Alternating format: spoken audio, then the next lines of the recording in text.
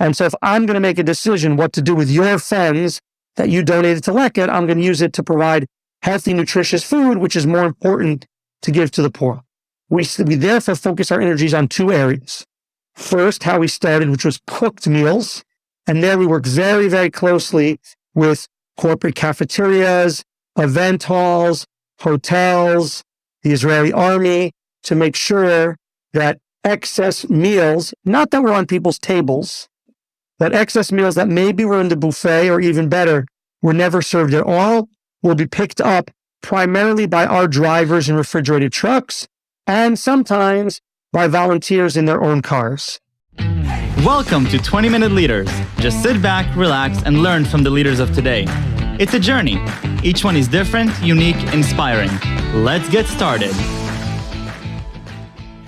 20-Minute Leaders is a proud supporter of Make-A-Wish Israel and Tech to Peace, and is in proud collaboration with Secret Chord Ventures, J Ventures, Riverside FM, Fusion VC, Birthright Excel, J Impact, Leap, Google for Startups, and Hippo, and in media partnership with CTech. Hello and welcome to 20-Minute Leaders. This episode is about a very special organization that is helping lots of people and a very special leader who runs this organization for many years. Meet Joseph Gitler, the chairman of Leket Israel. Joseph formed Leket Israel in 2003 as a one-man food rescue project, which has since grown into the largest food bank and leading food rescue operation in Israel. Leket Israel provides food and nutritional support to, get this, more than 223,000 needy Israelis weekly through its partnership with 260 nonprofit organizations serving the poor. Joseph Gitler, welcome to 20-Minute Leaders. Thank you so much for being here. How are you? I'm great. Thank you for the opportunity. Thank you so much for being here, Joseph. Your work being the chairman of Leket Israel for almost the last 20 years. I'm so excited to hear about, Leket, the journey, what you're doing there to help nonprofit organizations in Israel. The largest food nonprofit organization in Israel, looking at food scarcity, looking at different solutions in the Israeli ecosystem for food. Even before we dive into Leket, tell me a little bit about yourself, your upbringing, and what leads you to do this incredible thing. Sure. Okay, so I grew up in New York till the age of 15. Then we went just a little bit over the George Washington Bridge, continued in Teaneck, New Jersey. Then I got married to my wife, Leela, who's from Toronto originally, and then went back over the George Washington Bridge and lived in Riverdale, New York. I was brought up with the ideal of moving to Israel, which many, let's say, modern Orthodox Jews in America are brought up that way, but very few actually take the plunge and move to Israel. My late father used to say to me, that of all things is what you're going to listen to. But that's what happened. We decided we wanted to go. And so we've been living here in Israel for the last 22 years, very happily. We don't regret our decision. I would say it's certainly, from my point of view, and I would say my wife also, based on her career choices, is dramatically different than I think what we would do if we'd stayed in North America. I'm sure. And your passion for food, nonprofit, impact, where does that stem from? So I don't know if I have a passion for food, but I have a passion for not wasting food. Okay. I like a good meal like anyone else. I appreciate good food. I understand the social aspects. I like the social aspects of sitting and eating food with friends and family. But I'm not a foodie in that sense. I'm fortunate that I'm very spoiled. I don't help much in the kitchen, and I have a fantastically amazing chef in my house, my wife. So I eat well also. Look, I think for me, it was just coming to Israel with certain expectations.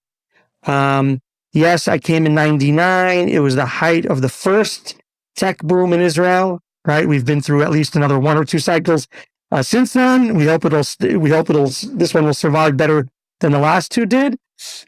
But coming here with certain expectations and what I expected from the country, and sadly, I learned that Israel is very similar to other countries. We can call ourselves startup nation, which we may be, and we have wonderful things going on here in the economy, that unfortunately, with all that brilliance, we haven't figured out how not to leave behind 15 or 20% of the population who are struggling to make ends meet. So really in my life, I was working here. Our family has a software business here, and I was working, and I just saw the land of milk and honey on the one hand, and the amount of food and the quality of the food. And it's only gotten better since I moved here. And on the other hand, the people struggling to make ends meet in a country, getting richer by the day. And that's such a painful thing. Nothing's more painful. Well, starvation is more painful. And thankfully, we don't have that in Israel.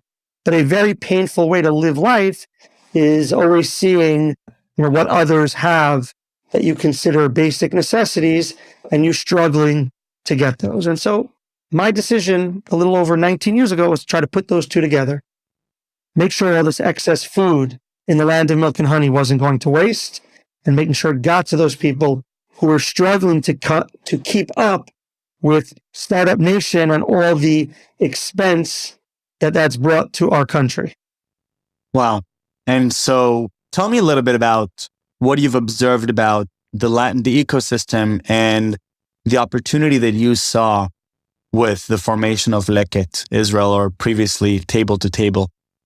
Right. So ecosystem. So that's a real tech kind of word. But if I think about the ecosystem we're in, I think about volunteerism. I think about philanthropy. I think about government support, government regulation. I think about corporate support. A lot of things are not different than business per se. Tech also is concerned with government regulation, but from a different aspect that I am. If you're in food tech, then you have similar concerns to concerns I have about, producing and moving food, as an example. But, the ecosystem is the third sector in Israel. It's a very large sector, no different than the United States. 15, 20% of the economy is in the third sector. You're talking billions and billions and billions of shekels a year, hundreds of thousands of Israelis who live in this sector. It's a sector that sometimes gets a negative rap, meaning people who work in that sector do that because they couldn't work elsewhere, which is, of course, I've seen over the last 20 years, preposterous.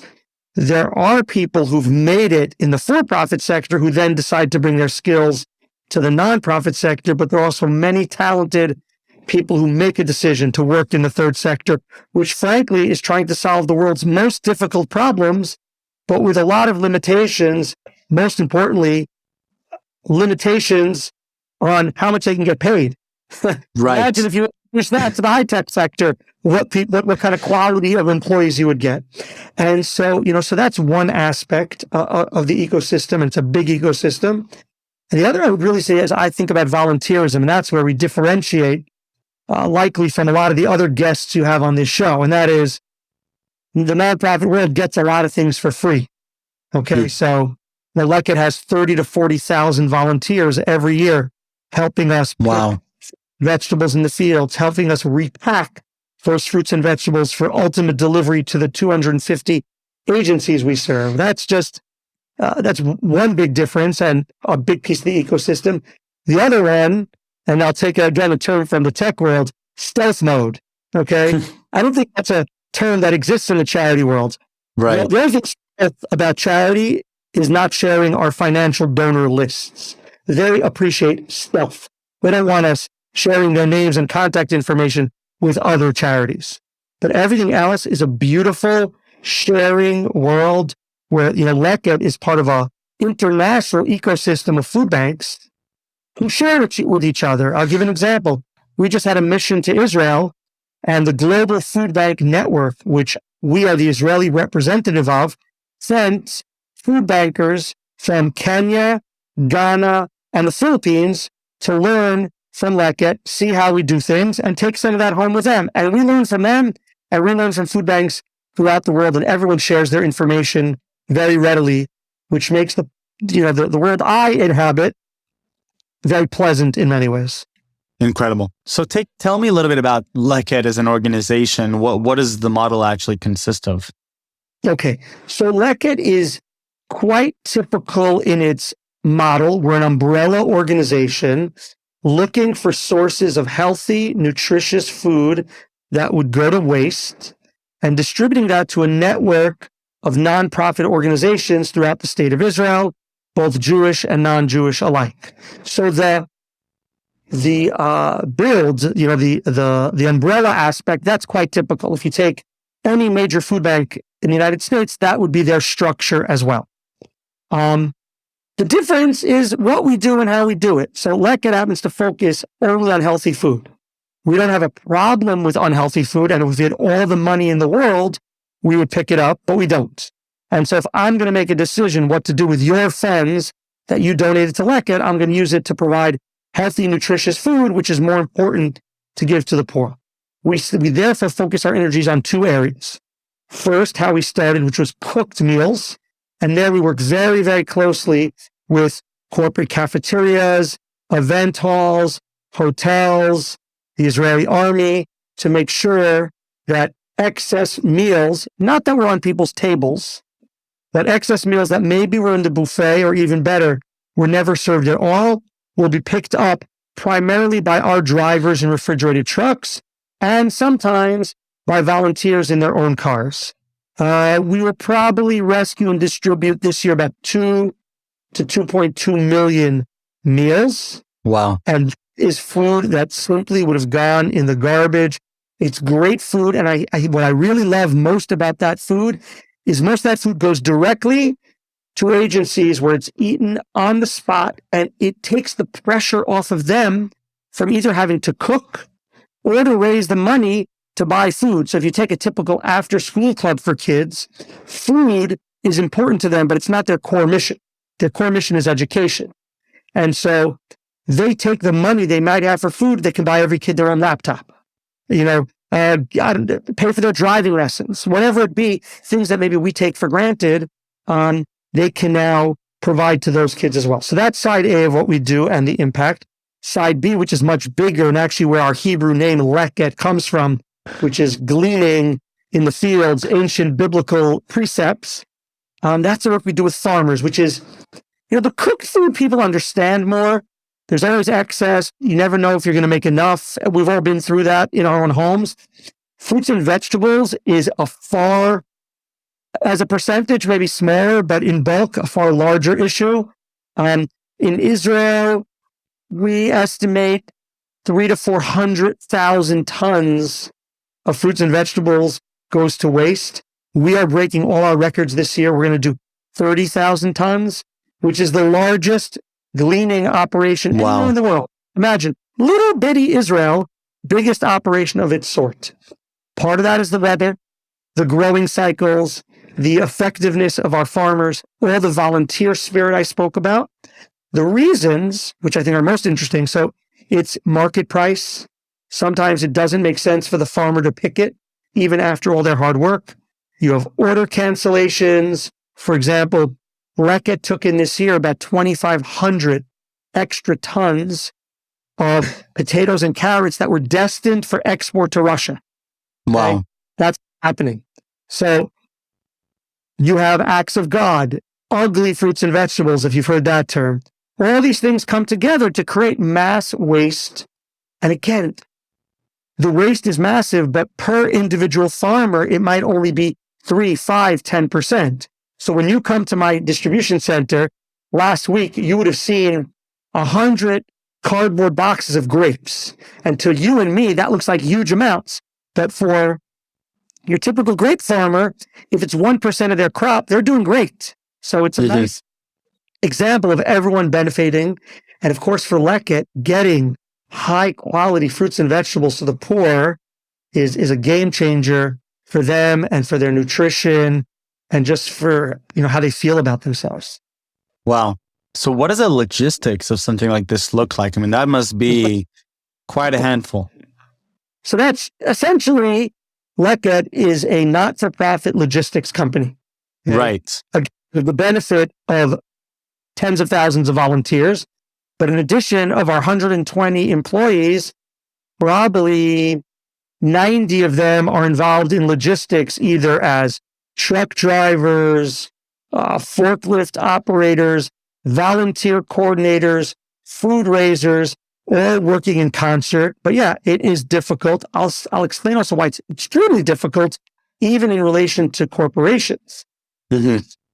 A corporate making yogurts, they may get their estimates wrong on how much they're going to sell, but they know how much they're going to produce or what they'd like to produce.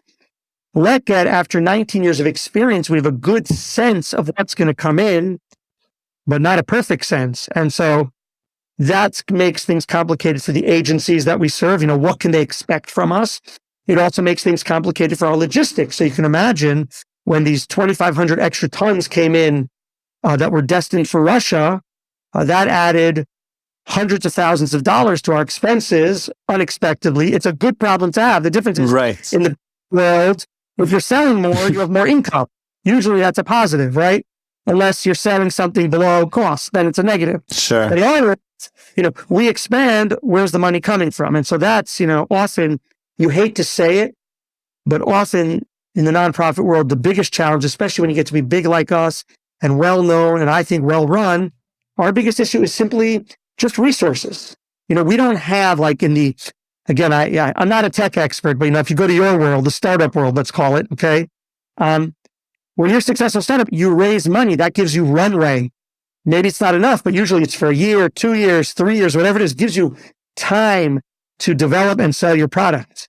We don't have anyone who says, okay, Leket, your budget's $25 million.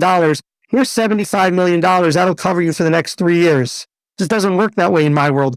We're scrappy, scraping by in the trenches every single day, trying to raise the money from foundations, from wealthy individuals, small donors, big donors, online campaigns, partnerships, corporate support. We're a sales organization. That's what everyone else in the organization is doing, is trying to make sure we have the resources to run this big gorilla that we're managing. Incredible. And so how do you even deal with a situation like that where have an opportunity like the one you presented? How, as an organization or as a leader of an organization, how do you innovatively deal with a situation like that? Because you must have to be extra innovative and extra creative to be able to deal with this. You don't have the luxury of just saying, we're just going to make even more profit out of this. So obviously we're going to be spending all this money. So, okay, it's a great question, actually. I don't think I've ever been asked in that way. So thank you for that. So look, let's start like this. We take great pride in trying to fundraise from people only once a year. Okay? Mm-hmm. And so what do you do as an organization when opportunities arise?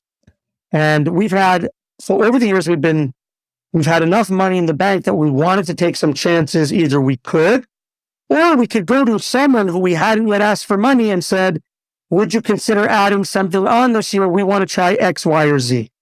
However, in the last few years, first with COVID, and now with this Russia thing, Ukraine, let's call it Ukraine thing. Let's give the Ukrainians the smile. Sure. We made decision in each of the last 3 years that we would go out to our donor base a second time and say to them, we have a unique opportunity. Of course, you then get grumbles from some people who say, wow, Leket always seems to be on rare footing. What are you now, an emergency organization? No, but the last 3 years have been really unprecedented. You had 2 years of COVID. So let me give an example. What I mean from COVID. Leket on March 10th, 2020 was collecting around 10,000 cooked meals a day. Within 1 month, hotels were closed, corporate cafeterias were closed, tourism was closed, restaurants were closed, there were no events. We were almost down to zero. We made a decision to go to our donors and say to them, Leket is going to buy food. We don't buy food, but we're going to buy food now because we think we've created the goodwill with our donor base and our agencies need our help. And you know what? We spent about $8 million in 2020 and 2021 buying meals from suppliers who normally give us food for free. And so, not what Leket does, but desperate times call for desperate measures. And again, I'm really hoping that 2023, things will just get back to normal. Stock market will go back to where I hope it will be. Inflation will tamp down because that impacts us and, of course, impacts the people that we serve. But I really want a regular year where fundraising just goes like it's supposed to go. And then we don't have to go back to people and say, because you hate being that kind of a fundraiser that you're always in an emergency. We've had basically 17, 18 years where, our burn rate was sufficient. The money we had was sufficient to put us through what we needed to do to make our payroll. And so it would be nice to go back to that. Joseph, it's such a unique organization, and I love the longevity and the marathon type of the journey. And you can just tell how passionate you are about what you're doing and the impact that you're making. And so I really appreciate you coming on to this show and spending these 20 minutes with me, 20 short minutes that we can't possibly encapsulate everything there is about Leket or your journey, but at least leaving with some inspiration about what it's like providing so many millions of meals to so many millions of people. I think it's just it's one of those times where you say those numbers and you say, wow, there's every number within those millions is a person who's eating, who's actually getting, in Maslow's pyramid, a foundation for what they need in order to be a human in this world. And so it's really an honor for me to be speaking to you now and to get that inspiration and to share it with others. And so thank you very, very much for the time and the energy. Wishing you an amazing Shana Tova in 2023, where you'll be able to operate as normal, which sounds like not a trivial wish, but definitely an important one. Whatever normal is. Well, thank you very much for the opportunity. Thank you. I feel honored to do the work that I'm doing. And of course, anyone watching this podcast who wants to come volunteer for Leket, check out our website, leket.org. I'm Joseph at leket.org. Happy to hear from anyone. Questions, comments. Amazing. Appreciate it. Thank you, Joseph.